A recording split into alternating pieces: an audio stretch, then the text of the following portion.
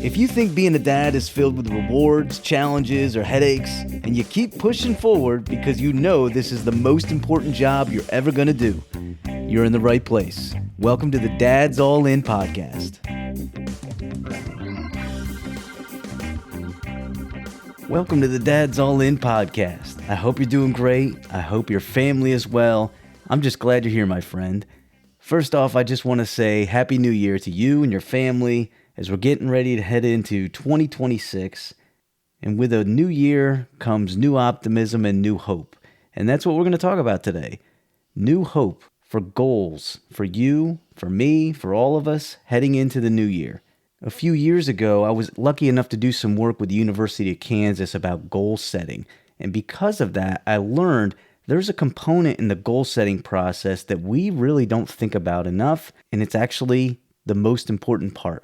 And we're going to get into that, and it's going to unlock some things for you. I'm going to remind myself about how important it is, and I'm actually going to lay out the goal setting process and give you an example of something that I am going to set some goals for this year. And I'm going to walk you through exactly what I'm going to do, my plan, and how I'm hoping to go about having some success with it.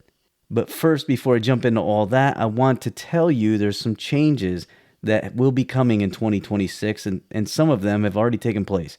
First and foremost, my social media, I'm really trying to ramp things up heading into the new year, and I've switched everything over to @dadsallinpodcast.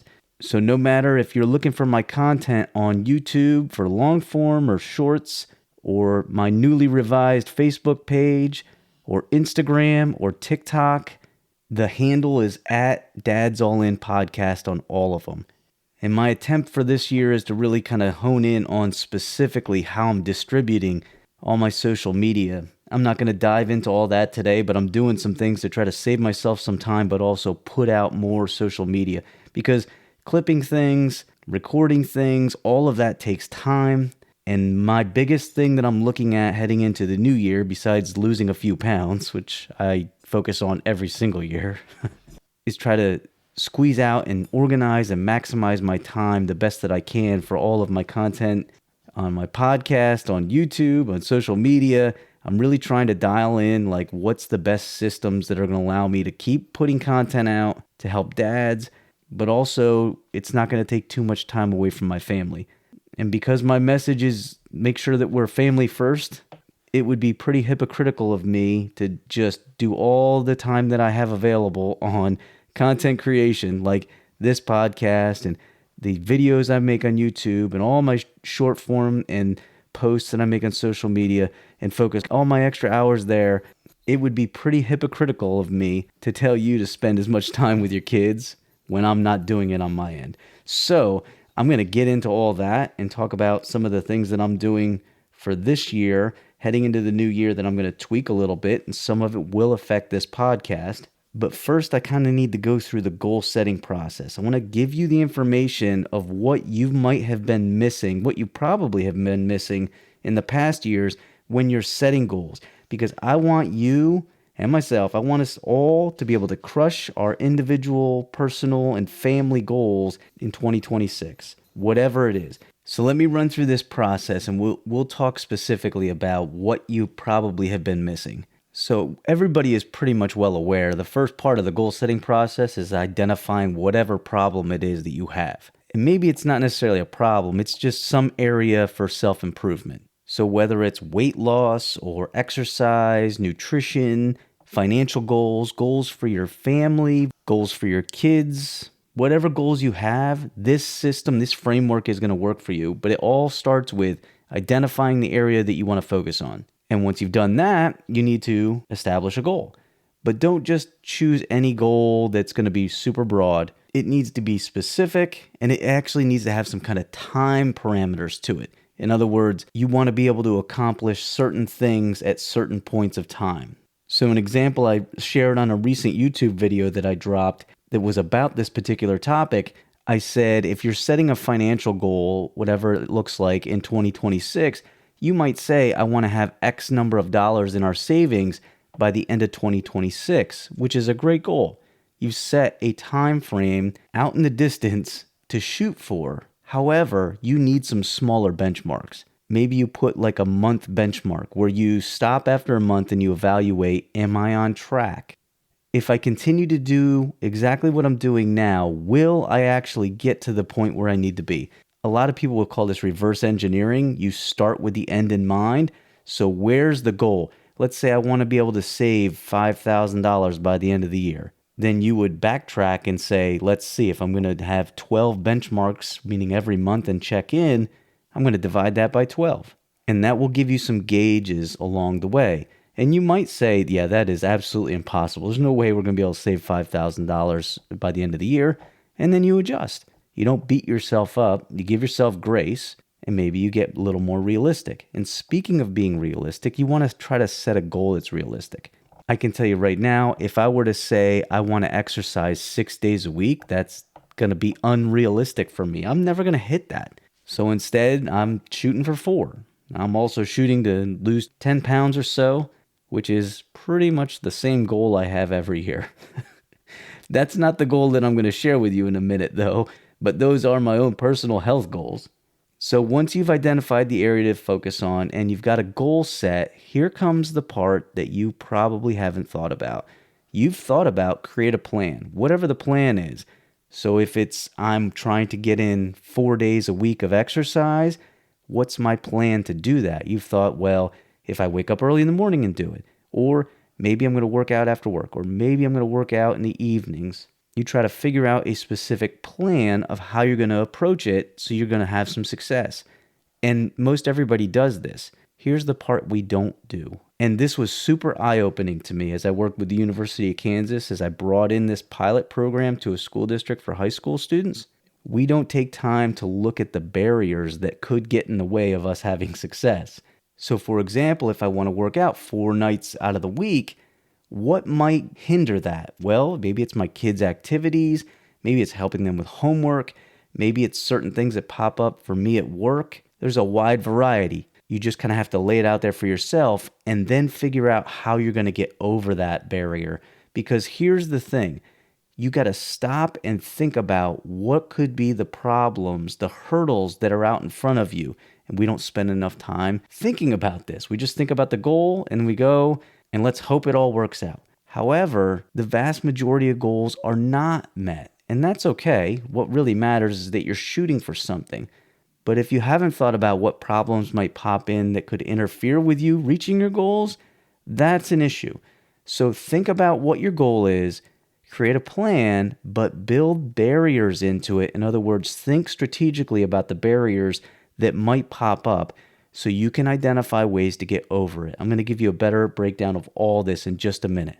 So once you've identified your area, you've created your specific goal, you have a plan that's thought about the barriers and how you're going to get past the barriers, then you just set your benchmark. You've got a long-term goal, and then you've got a benchmark that says maybe it's a month, maybe it's a week, however long you want to go, and say, hey, let's see how I'm doing at this point. And then you get to this final portion, which is the evaluation part, and you evaluate, 1, is this a realistic goal? I've given it a little bit of time. Is it working?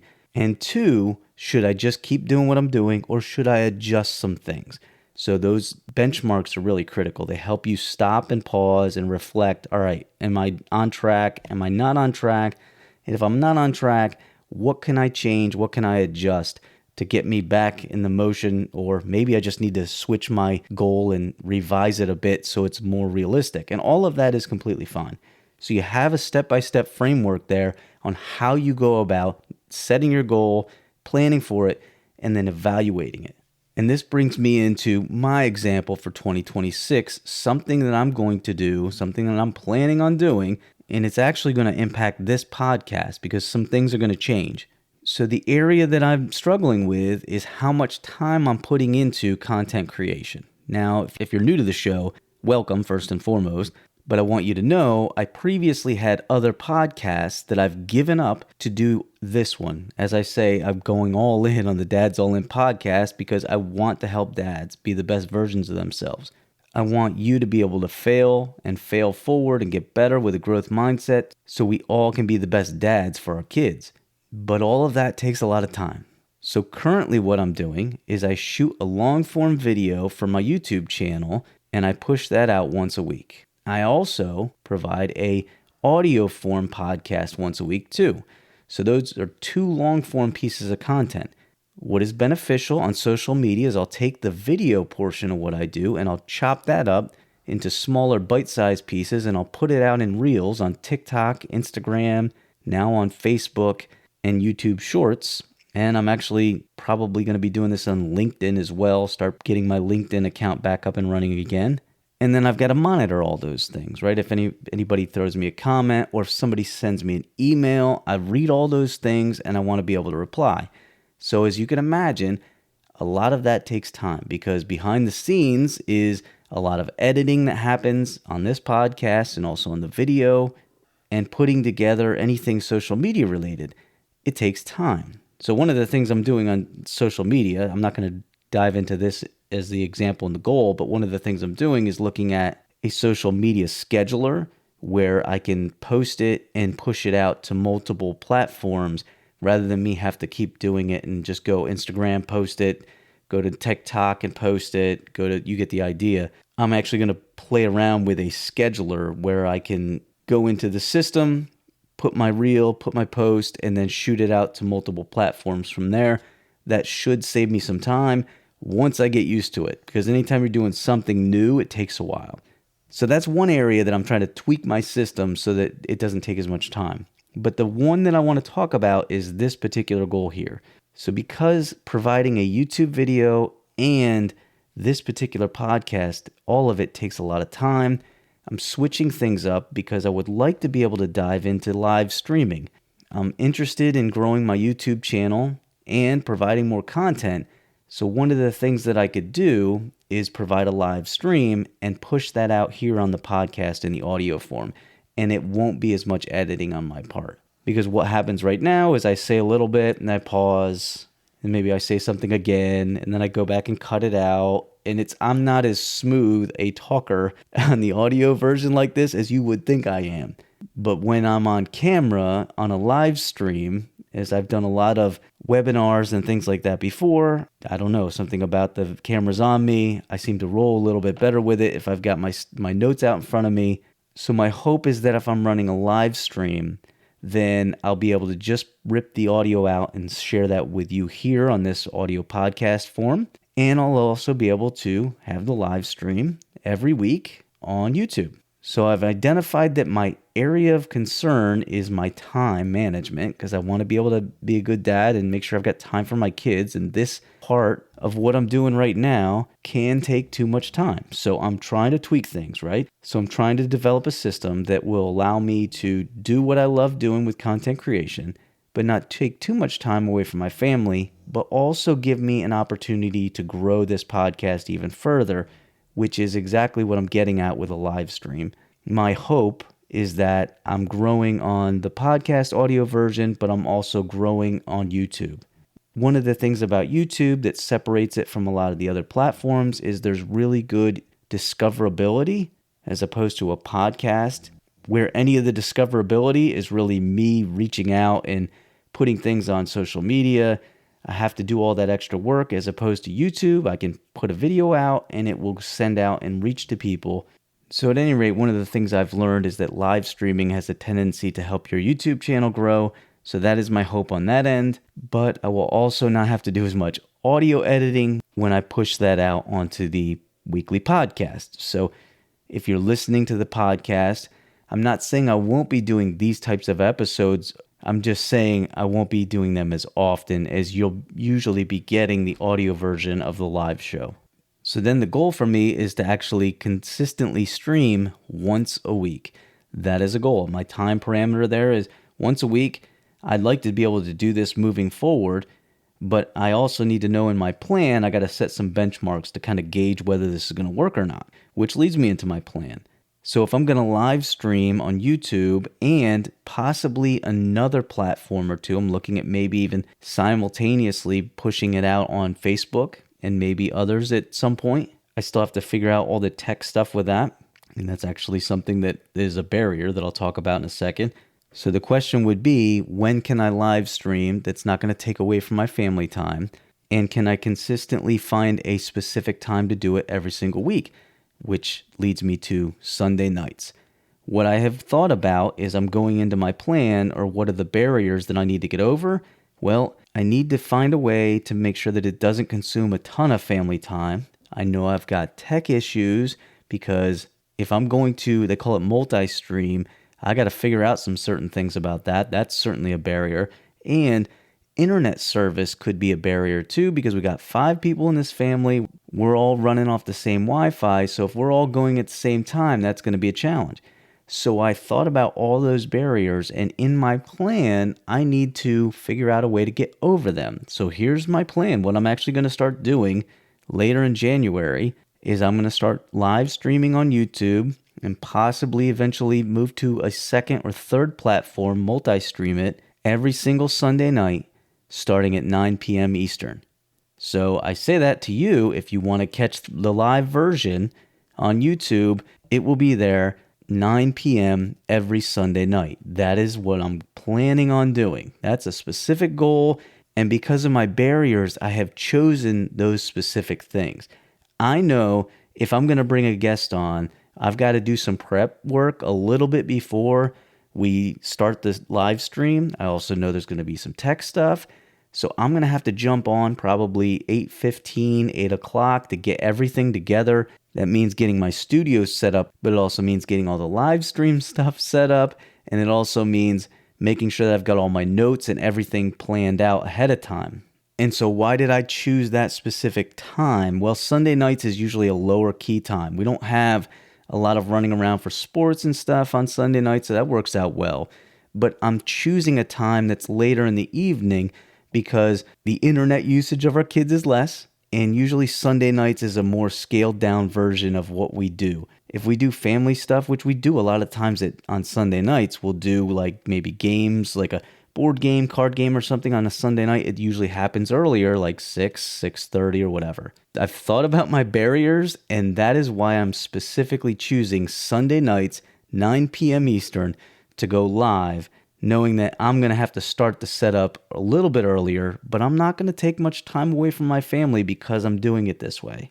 Is this going to be perfect? Absolutely not. Follow me on social media and I will share some more information about when this is going down and maybe even some of the stumbling blocks that I've had to go through to get to this point. But in my plan, I have now thought about the barriers, how I'm going to get over them. I think it's a system that should work, but there's only one way to know that. It's to put it in place and check and see. Now, I could say I want to be able to do this for 1 year, but I need to start a benchmark check much earlier than that. So my benchmark is 1 month. In 1 month, will I be able to hit every Sunday night for the first month from when I start later in January till whenever it is in February? Can I get every Sunday night and then revamp or revise, and we'll go from there? My hope is it's going to work. My social media plan's going to work. My live streaming idea is going to work, and we'll go from there. But I do not know until I put it in play. So that's the evaluation portion of it, and you adjust accordingly. So that's my goal for the Dad's All In podcast. I want to turn this into live streaming. If you don't want to catch the live show, we'll bring it in on the audio version. But I do want to get to that point. And I'm doing some things on the tech side to try to help me out with multi-streaming. That is certainly a barrier, but I'm working around with some systems, and I'm hoping we get to that point too. So piece by piece, I'm hoping to put this goal together. And whether there's 2 people or 20 people or 200 people on a live stream, I'm just hoping. My goal is not numbers. My goal is, can I actually do this? It would be great if people showed up to watch me stumble through this mess, which I'm sure I'm going to, but I'm going to laugh about it. I'm going to joke about it, and we're going to bowl our way through it together. But it is my hope that hopefully as I do this, the audience will continue to grow too. Because I'm not just doing all this time and effort just because this is a hobby talking into microphone. It's actually part of my larger goal, which is impacting kids. And if you know me, you know my 2 passions. One is my family, first and foremost. The second is helping kids. And I help kids by helping people who support them. So whether that's helping educators, or whether that's helping my college students who are future educators, or whether that's helping parents, specifically you as a dad, so that you know how to better help your kids, that funnels all to my ultimate goal in life, which is help my own family and help your kids, help my kids, help all the kids that I can. So that's it. That's everything in a nutshell of what I'm looking at for this goal setting process for me. But for you, think about how you can work on a specific goal or two heading into 2026. And if you're listening to this and you're already into 2026, it is never too late to start working on something. Remember, we are all about failing, because that's exactly what we're going to do. We're not going to be successful at everything we do in life, but we fail and we fail forward. We have a growth mindset and we just keep trying to get better. So as I stumble through the idea of live streaming, I'm going to fail, and hopefully I fail forward and get a little better every time. And hopefully you benefit from that, because I'm able to share some things that are going to help you, but I'm also able to bring in guests who are going to help you. So it all goes back to helping your kids. And that all starts with you, my friend, as a father, doing the best that you can for yourself, but certainly and foremost for your kids, for your family. So one more time, I want to wish you a happy new year. Happy 2026 for you and your family. Let's get out there and let's crush this new year with hitting our goals, or at least setting goals, setting a plan, understanding the barriers, figuring out a way to get over them, evaluating it, and adjusting the goal if we need to. Thanks so much for your time today, Dad. I appreciate you. Have a great one. We'll talk to you again next week. Thanks for sticking around. If you got any questions you want answered on the show, or you just want some feedback or want to share some ideas, shoot me an email, dadsallinpodcast@gmail.com, or send me a DM on any of the socials @rechargedfamily. Thanks for listening.